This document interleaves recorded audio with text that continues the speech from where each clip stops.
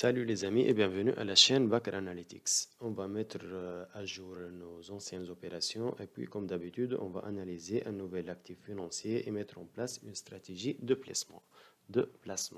Commençons par l'action INX. Il n'y a pas eu d'évolution cette semaine, mais on reste sur nos positions et on attend une évolution positive du cours. Concernant l'action AMX, la tendance est toujours haussière et au bon sens vers notre objectif qui se situe autour des 28-30 euros. Pour l'action Calbi, il y a eu cassure du plus haut du drapeau et on attend un pullback vers les niveaux 947, 950, 960 pour activer nos ordres limites et puis retourner à la tendance haussière pour atteindre les 1100 euros. L'action FCC reste au sein de son triangle symétrique et on attend une cassure au bon sens. Pour les FXI, ce n'est pas une action, c'est un ETF qui suit ou qui copie un indice boursier. Cet ETF copie l'indice boursier chinois. Il y a encore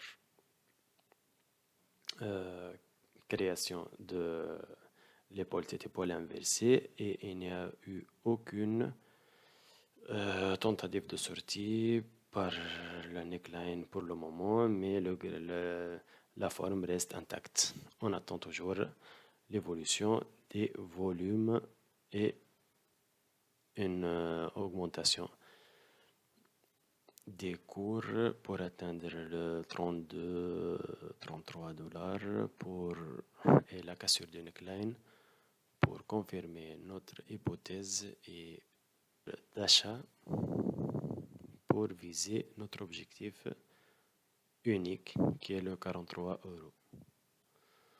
On a fait la visite de toutes nos dernières actions et ETF qu'on a analysées. Maintenant, on va se focaliser sur l'action SUM. SUM, Summit Materials Inc. Incorporation. Qu'est-ce qu'on voit? On voit la création d'une forme harmonique qui s'appelle Shark.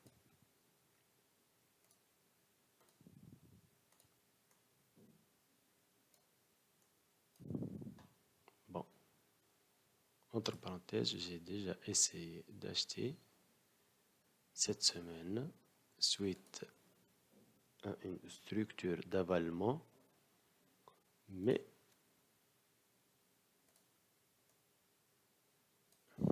voici l'avalement, mais ça a clôturé à la perte. Pas de problème, rien n'est encore joué. Comme on a dit, il y a eu création d'une forme harmonique Shark. Voici la forme harmonique Shark dans tous ses détails. Si vous voulez avoir plus de détails, vous n'allez qu'à me contacter et je vais vous donner toutes les informations que vous avez besoin. Retour au graphe. Bon, la forme harmonique Shark est en place et on va mettre en place une stratégie d'entrée et de sortie. Il y a quoi? La forme harmonique Shark a deux objectifs. Le 50% de retracement qui est déjà fait et les niveaux XB. Ça, c'est pas encore atteint. Alors, on va viser ces zones. Comment? Mais on ne va pas entrer maintenant. On va attendre à ce que le cours reteste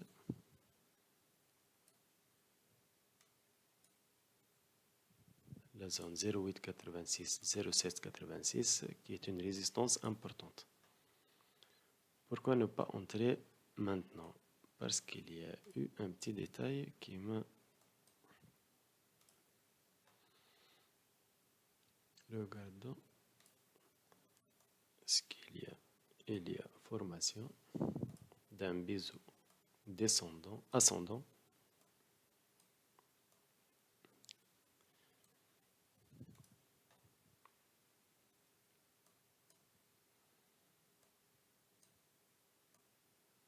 et il y a eu cassure à son support. Puisqu'il y a eu cassure, on peut entrer. Mais le ratio gain-perte reste important, reste en notre défaveur. On va attendre à ce que le cours reteste et se redirige vers son but initial. Alors le retest sera probablement vers la zone des 0,786, 8,86 et puis retour à son deuxième objectif de la forme harmonique Shark qui est le X ou le B. Disons la zone X, B. On peut aussi viser, on trace un Fibonacci, on détrace l'autre pour qu'il ne soit pas notre graphique trop encombré. On trace notre Fibo. On peut aussi viser cette zone-là.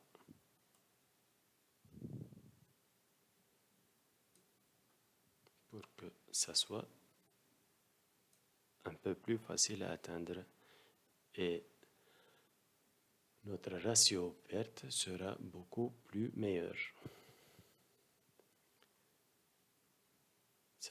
Ces opérations seront invalidées s'il y a clôture au-dessus des 0,886 daily. Weekly, excusez-moi. J'espère que ces analyses vous ont plu.